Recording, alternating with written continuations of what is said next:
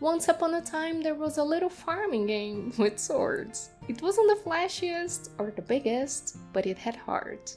A heart that beat through every harvest, every festival, every ridiculous dungeon where you could bonk a goblin and then propose to your blacksmith. Rune Factory started as a fantasy harvest moon, but it grew, game by game, until it became something entirely its own.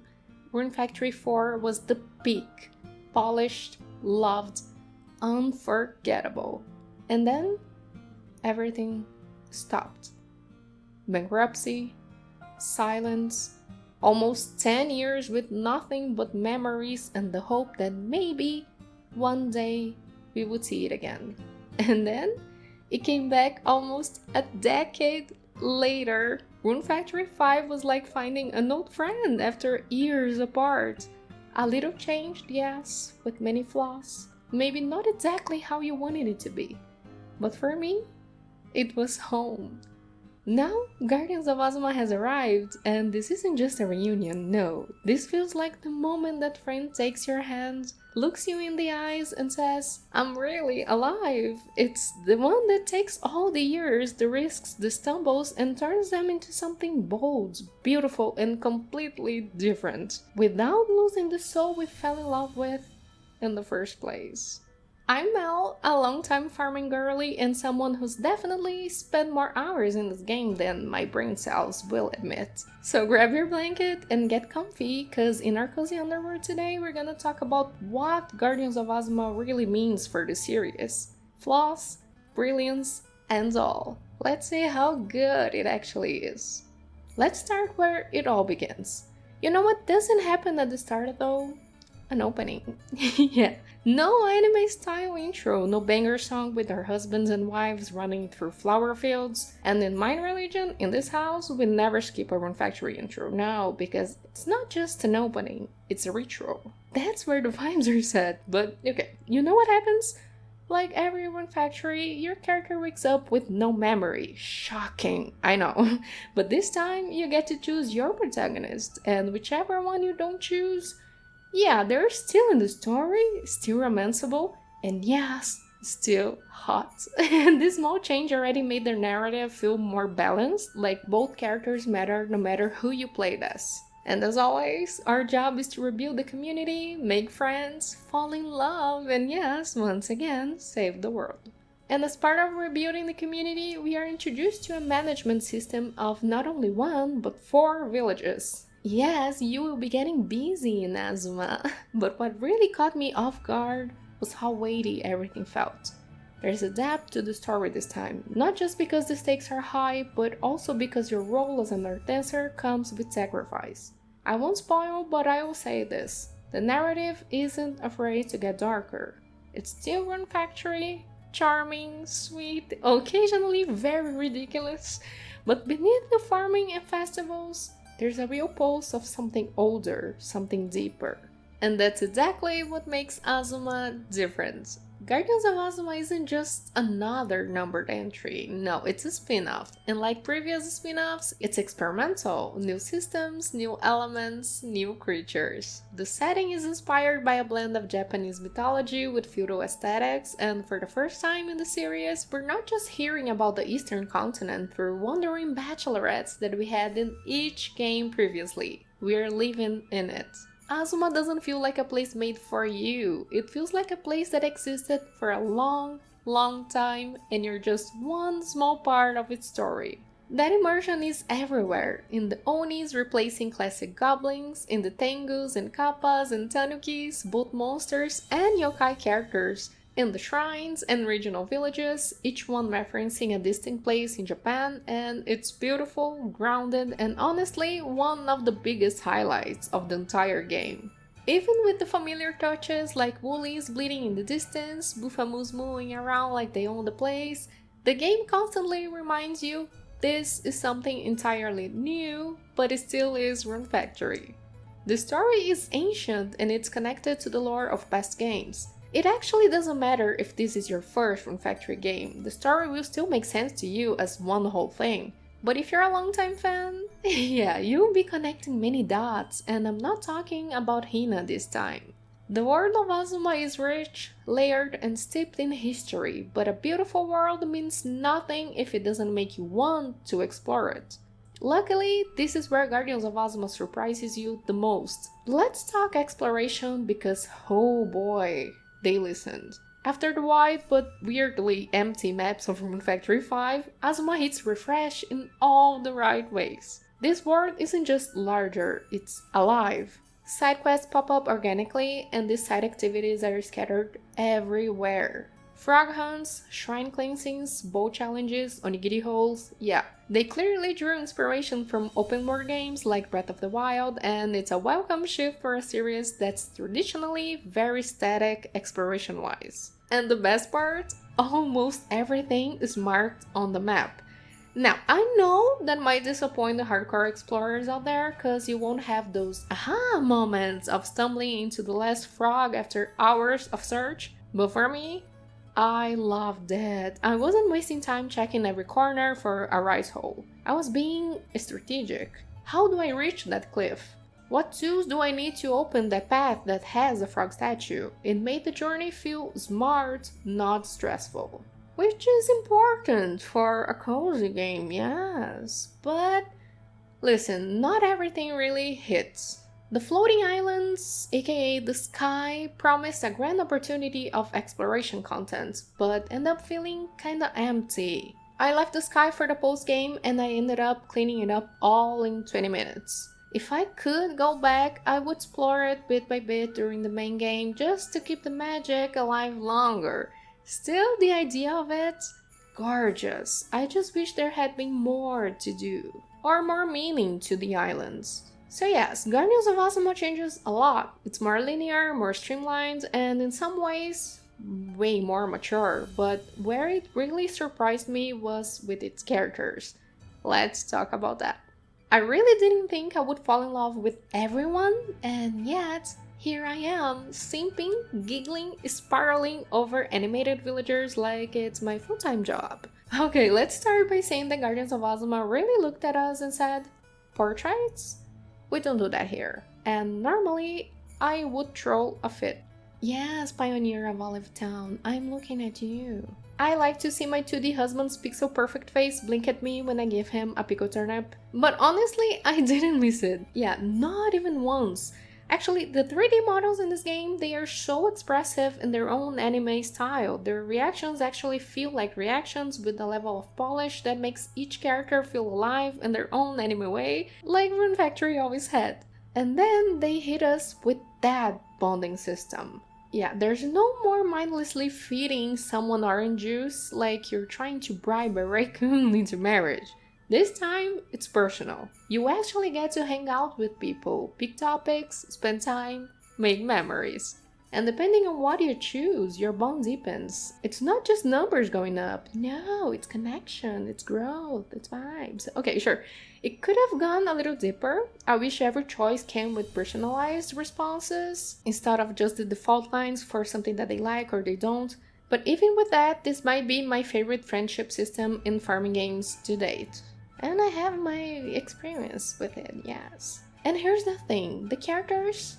Yeah, just like the story, the characters are also very mature. Not in this serious and brooding kind of way, or like realistic kind of way, but in the reading like actual people with emotional depth and personal baggage kind of way. Even the chaotic ones like Matsuri or Kai feel real, and we're talking about Matsuri and Kai. The writing carries every interaction, every single villager has a voice.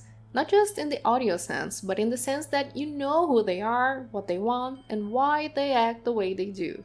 Even the non-romanceable NPCs feel important. They aren't just quest dispensers or village fillers, they're part of this living, breathing world. Which is why it hurts that we don't get friendship events for these characters. I want to know their secrets, their heartbreaks, their hobbies. I want to knock on Yacho's door at 11 p.m. and cry about my crops, I don't know. Yeah, if they're not romanceable, good luck learning anything meaningful. Which is rude.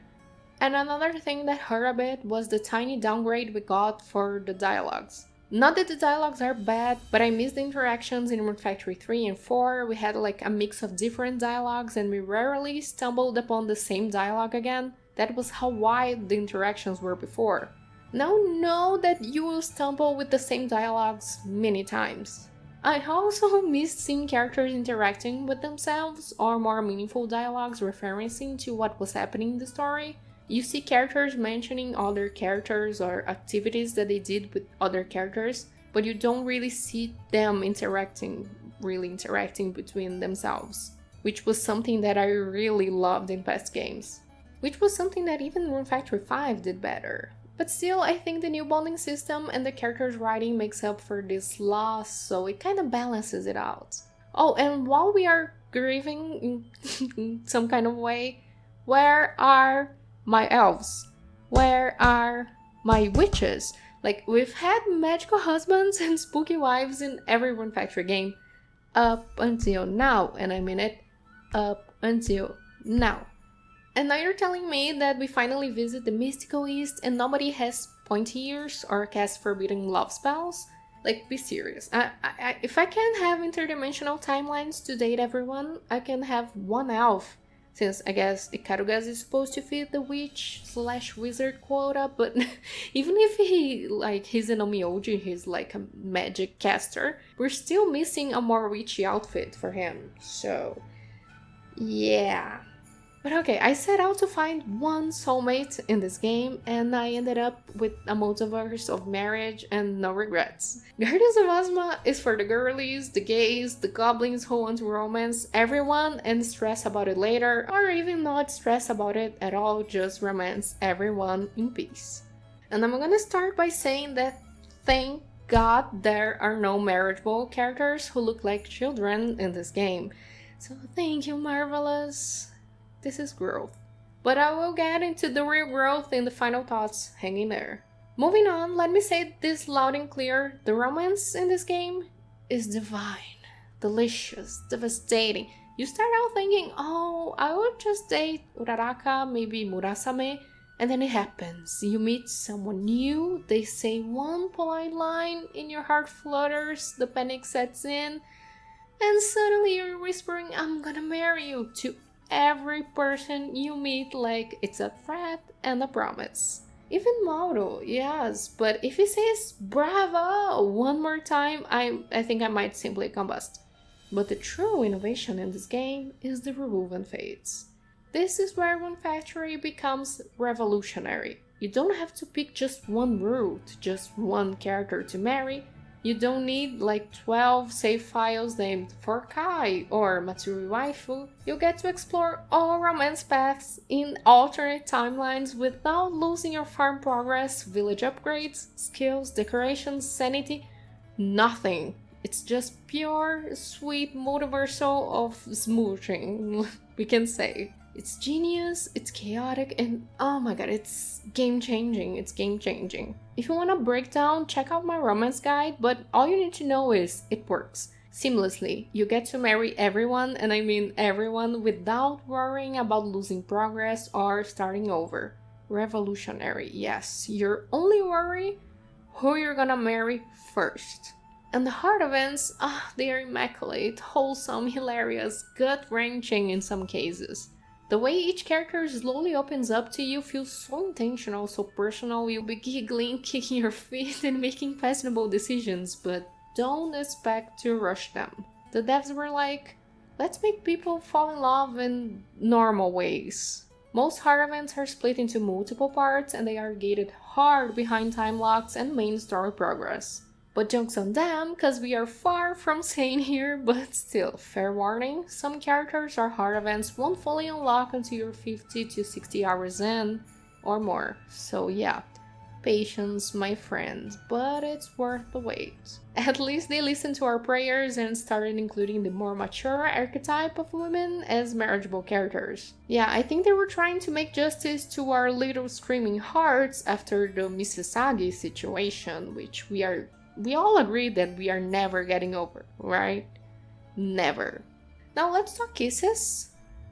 Because, yeah, we can kiss as a type of interaction, but it's very underwhelming.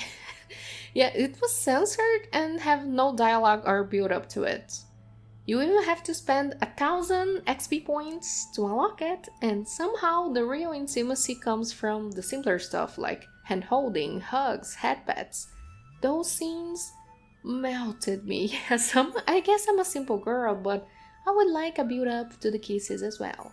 And these scenes are very nice because each character reacts so differently and it gives you this subtle personal peek into who they really are. It's not a big flashy cutscene, but it's enough to make you know them on a deeper level to see how they react in these scenarios. And for anyone who thrives on immersive romance mechanics, hi, that's us. It's a wonderful, thoughtful touch. But I have to say that the post-marriage content was very lacking, like very lacking. Once you finish the story and build your family, that's it. There's no real post-marriage content. No new hearts, which actually is normal for Rune Factory, but we have no family birthday celebration, no family events, nothing. We have a few new married life dialogues, and that's it.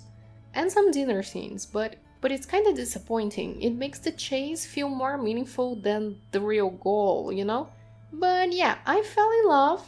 Yes, I can't deny it. Multiple times. Yes, again, I can't deny it. Across timelines. Yes, I am unwell and I regret nothing. This game isn't perfect, but it dared to be different, and in the end, it gave me an unshakable attachment to its world and a reason to stay long after the crops had withered. And talking about wither crops, in Guardians of Azuma you're not just farming, you're managing 4 whole villages, one for each season. You decorate, craft shops, unlock contests, and develop new areas as your village rank grows. One of the biggest changes? Delegation. You don't need to farm unless you want to. You can assign villagers to handle everything. Crops, barns, shops, material gathering, fishing.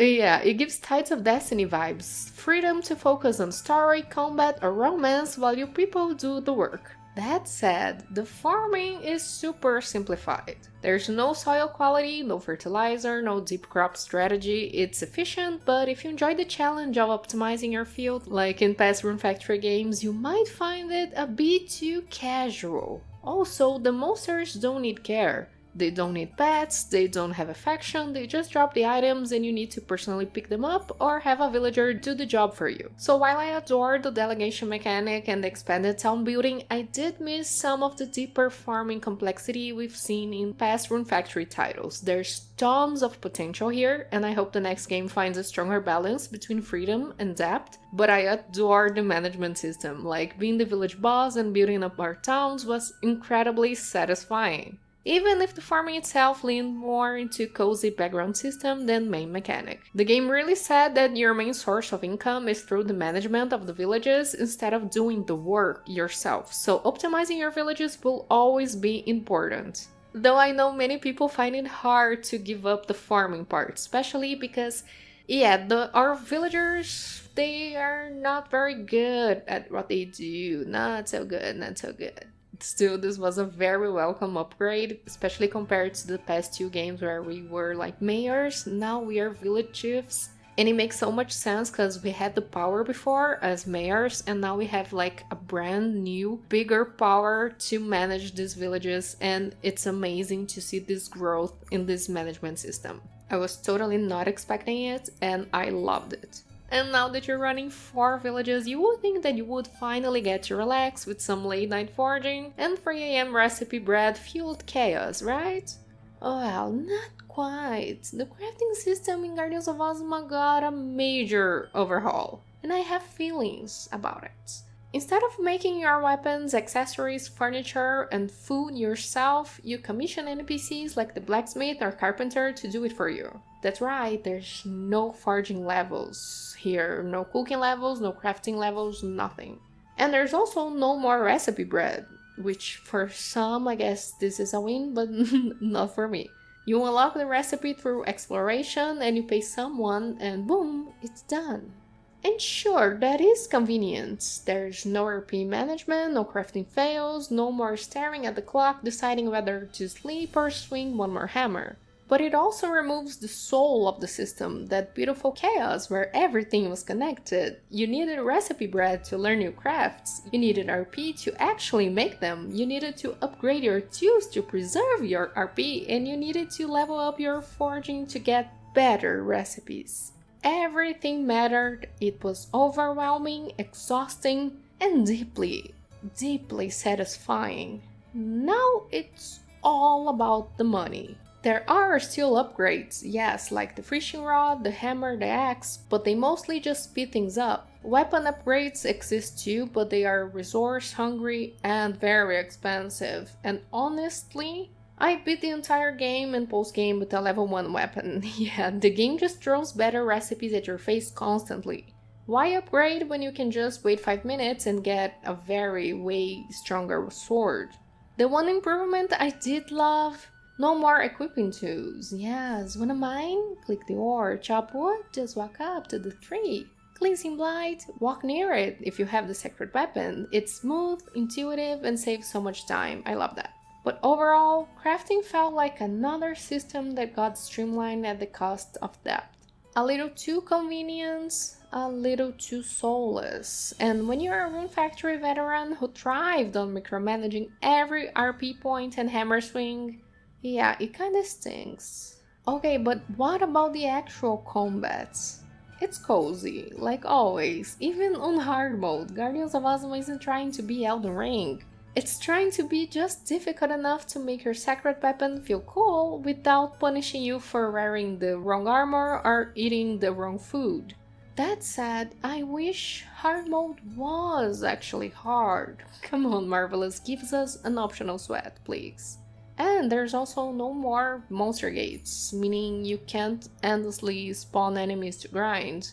Not a real deal breaker, but it does make combat feel a little more simple. And the status effects, yeah, they are basically a non-issue now, like paralysis, silence, poison, they just fade after a few seconds, so there's really no reason for you to craft antidotes or paragons. Still, there are some amazing upgrades. The sacred weapons are amazing, the skill tree, oh my god, the skill tree was awesome. We never had a skill tree before in the Rune Factory game, and they are amazing. There's no more fainting fee, which for me this was I think one of the best, because this is no longer a hospital simulator fantasy edition. Like, so yeah, you can keep your money, game, don't worry about it. Don't worry about fainting, okay? You just wake up in your bed like nothing happens. And there is an auto pickup for all combat drops. Everything goes straight to inventory, and if your inventory is full, it goes straight to storage. Yeah, no more throwing away scrap metal to make room for a feather. Nice. Overall though, it's exactly what you would expect from Rune Factory. Cozy friendly combat with just enough clever systems to make it feeling fresh. Easy. Yes, but it's still satisfying that I just bonked a slime with a weapon and then got a rice ball as a reward kind of way.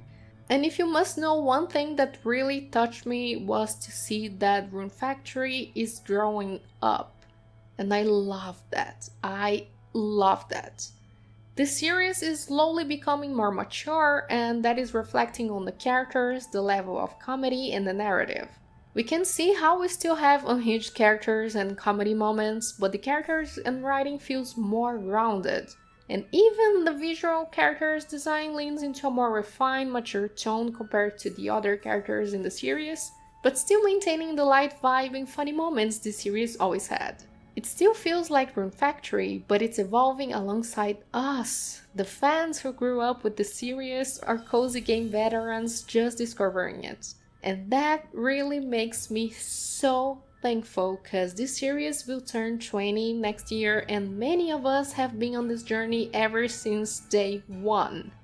We all know that getting older is hard in many ways, and watching our own tastes change with time and sometimes wondering, when did something that made you sparkle, your eyes sparkle before, started to look so dull? So it makes me really happy to see the series grow with me instead of me outgrowing it. I really think Rune Factory Guardians of Azuma is the best game in the series, not because it's perfect, but because it's bold enough to try something entirely new in many areas of the game and really nailing many things. It's flawed in many aspects and it's not the best in every category. I still miss the more detailed interactions and post-game content from something like Rune Factory 4, where things were simpler but more intimate.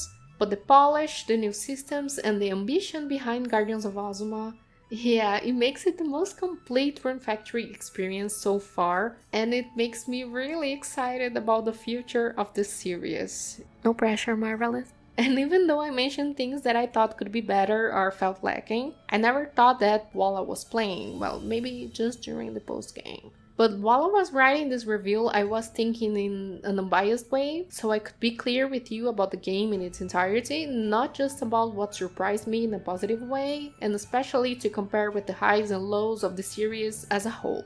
So yes, to summarize, I loved every part of this game. And Marvelous is clearly listening too, cause in one of the past hotfix they added a toggle for what your farming villagers could actually do, like directly responding to our feedback. And if they keep building on this foundation, maybe answering to our prayers of adding a DLC, especially post-game and post-marriage content, yeah, this could evolve into something truly incredible. I know this never happened before, but this game sold so many copies and is such a huge success that it might happen, so let's pray. Another surprise that I had, the protagonists actually have personality differences. Yeah, they share the same story and dialogue, but the delivery is totally different.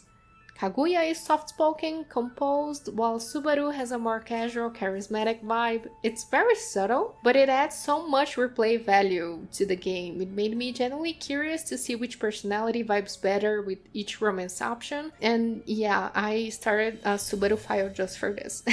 They're not just skins, they feel like individuals, just like Aiden and Sonja from Tides of Destiny, which I already made a video simping for that game, if you wanna see.